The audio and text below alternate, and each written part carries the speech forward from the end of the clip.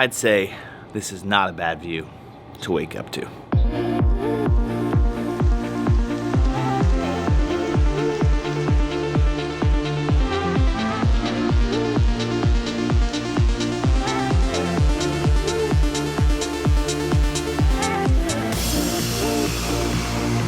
So welcome to Atlantic City, New Jersey. I know it's a lot different than California, but that's where I'm at today, and just for a short time, but it's good to be here.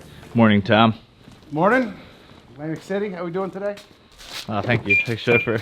First you carry my bags to the airport, and now you're opening the door for me. Only the best. What a guy. Only the best for you. Ventnor City. I think I'm doing a documentary. So what are we doing in Atlantic City? Today we're going to work with people from the East Coast, talking again future-ready schools, do some visioning, some action planning, figure it out. What is it that our kids need to thrive moving forward? And I'm helping them do just that. Look at this vibe. I love it. Tom, I'm just going to use the bathroom real quick.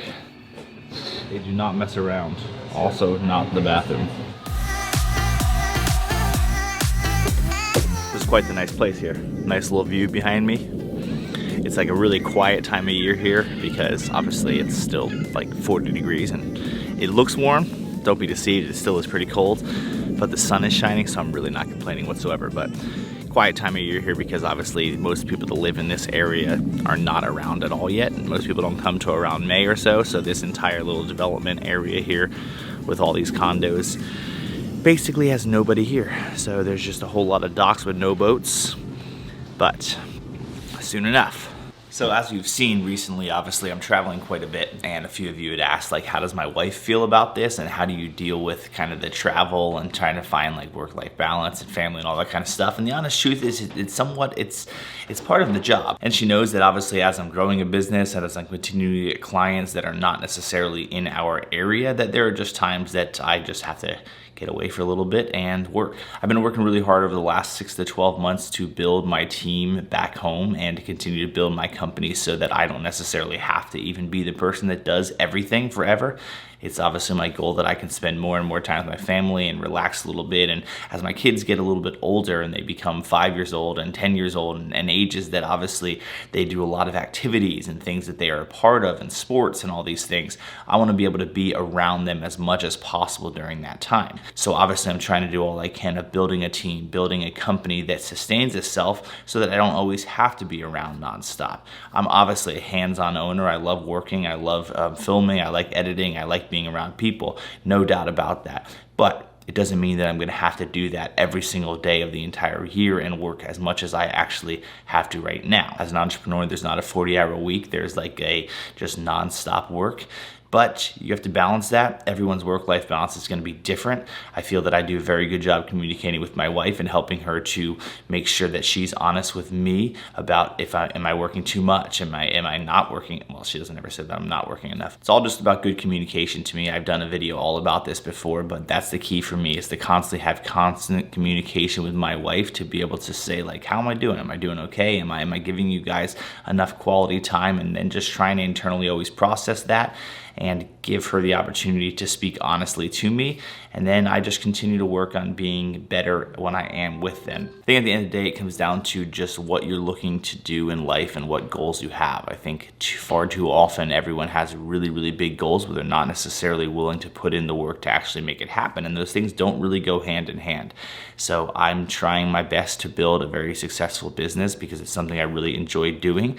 But that means that I have to work, and I have to work very hard, and I have to work quite a bit right now, especially more than any other time. And I'm willing to do that. My wife's willing to understand that as well. And I really have lived for a while from the mentality that like I heard from Dave Ramsey, which is like live like no one now so you can live like no one later. I've seen people struggle with not really doing enough that they wanted to do in life as they got older and older, and then they are still having to work in their 60s and 70s because they didn't necessarily make the money that they needed to make, or they didn't necessarily do what they wanted to do, so they were trying to play catch up. And I want to get to a point in my life where when I'm 50 years old, I'm working on just the things that I want to work on simply because I want to work on them. Not because I need money, not because I need to still achieve certain things, but just because I want to do it. And the only way you can do that is you have to work really hard when you can. Short-term sacrifices, nonstop for little tiny things here and there for long-term gain.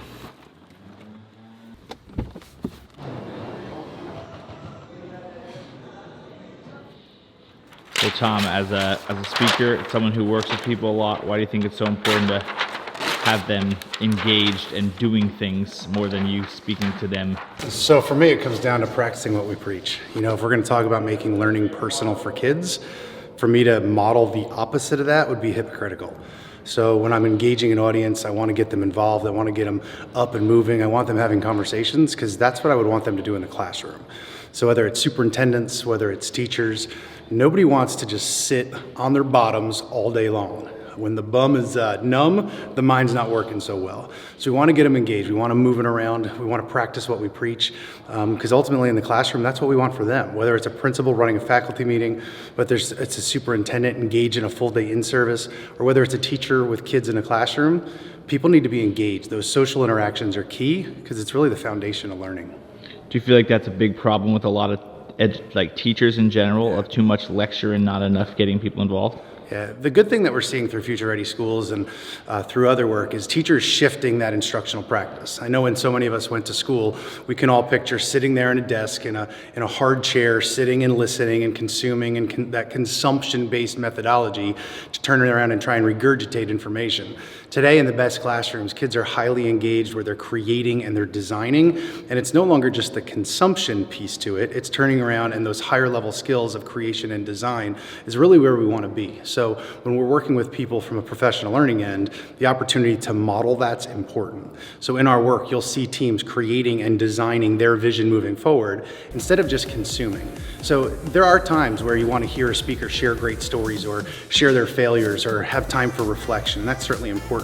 But if all we're doing is listening and taking in, come Monday, that information, most of it is probably gone. Probably has very little impact. When we can create and design, those deeper level learning skills certainly come into play. And down the road, the impact will certainly be there. So we want to model what we do. Just wrapped up the conference. Everything went great. It was actually a very personal, very small setting, which is cool because it's cool to see people in different environments and how they interact with people. And Tom is just great with people. So went great.